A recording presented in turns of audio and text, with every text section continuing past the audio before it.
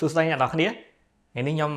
មកធ្វើការ recap ព័ត៌មានពេញមួយសប្តាហ៍នេះម្ដងតាក់ទងទៅនឹងព័ត៌មានដែលជះឥទ្ធិពលទៅដល់តម្លៃអញ្ឆេងមាសរបស់យើងផ្ទាល់បាទអញ្ចឹងសម្រាប់ព័ត៌មាននៅក្នុងមួយអាទិត្យនេះពេញតាំងពីថ្ងៃច័ន្ទទៅមកដល់ថ្ងៃនេះថ្ងៃសុក្របងប្អូនបាទគឺមានព័ត៌មានពីសហរដ្ឋអាមេរិកតាក់ទងទៅនឹងទិន្នន័យសេដ្ឋកិច្ចបាទគឺមាន2ទី1គឺព័ត៌មាន CPI ហើយនិងព័ត៌មាន PPI អញ្ចឹងព័ត៌មានហ្នឹងបាទគឺចេញផ្សាយនៅថ្ងៃពុធហើយនិងថ្ងៃពហុ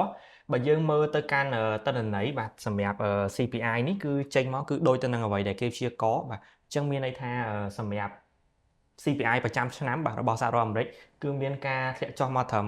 3.4% អានេះខ្ញុំនិយាយពី CPI ប្រចាំឆ្នាំអញ្ចឹងបើយើងមើលទៅបាទគឺព័ត៌មានមួយនេះបាទគឺដុល្លារគឺមិនរឹងមាំពេកហើយក៏មិនខ្សោយពេកដែរបងប្អូនបាទខ្ញុំ recap ជូនអ្នកនរគ្នាបាទហើយតាក់ទងទៅនឹង PPI បាទការពីយប់មិញនេះបាទថ្ងៃពហុបាទគឺតន្ន័យចេញមកគឺមានការធ្លាក់ចុះបន្តិចបងប្អូនបាទគឺមានថាតាក់ទងទៅនឹង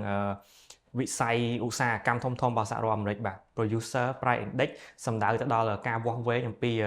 សិប្បកម្មធំៗបាទដែលបានផលិតថាតើមានការកើនឡើងថ្លៃឬមួយក៏ធ្លាក់ថ្លៃបងប្អូនអញ្ចឹងព័ត៌មាននេះគឺចេញមកការពីយប់មិញនេះបាទគឺមានការចុះខ្សោយបាទមានន័យថាតម្លៃទំនិញហ្នឹងគឺមិនមានការកើនឡើងទេព័ត៌មាននេះគឺខ្សោយបាទការពីយប់មិញរុញច្រាយតម្លៃមាសមានការងើបឡើងបន្តិចហើយក៏បន្តធ្លាក់ចុះមកបាទអញ្ចឹងបច្ចុប្បន្ននេះខ្ញុំ check មើលបងប្អូនបាទគឺតម្លៃមាសនៅជួញដូរចន្លោះរង្វង់$4,310ជាងនៅក្នុងមួយអោនបាទប្រហែលជាម៉ោង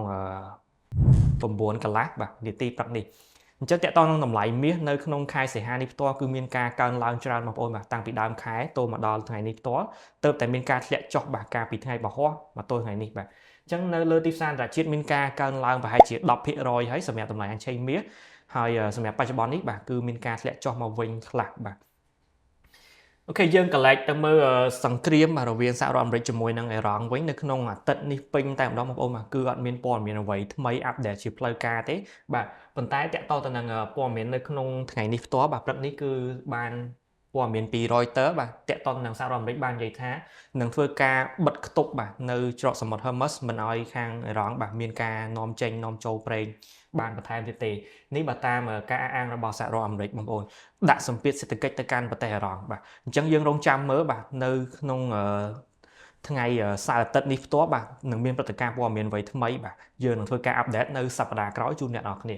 អូខេអញ្ចឹងពីខ្ញុំគឺមានប៉ុណ្ណឹងអ្នកនរគ្នាបាទសម្រាប់ការ recap ទៅលើព័ត៌មានដែលជះឥទ្ធិពលដល់ទីផ្សារអញ្ឆេងមាសក៏ដូចជាគូរូបិយបានអន្តរជាតិនៅក្នុងសប្តាហ៍នេះផ្ទាល់ហើយបើសិនជាអ្នកនរគ្នាមានចម្ងល់អ្វីបាទអាចតាក់ទងសួរក្រុមការងាររបស់យើងបន្ថែមបានអំពីការជួញដូរក៏ដូចជាអ្វីដែលបងប្អូនចង់សួរនាំបន្ថែមបាទអូខេអញ្ចឹងពីខ្ញុំគឺមានប៉ុណ្ណឹងបាទអរគុណអ្នកនរគ្នាសម្រាប់ការទស្សនាវីដេអូរបស់យើងបាទជួបគ្នានៅវីដេអូបន្ទាប់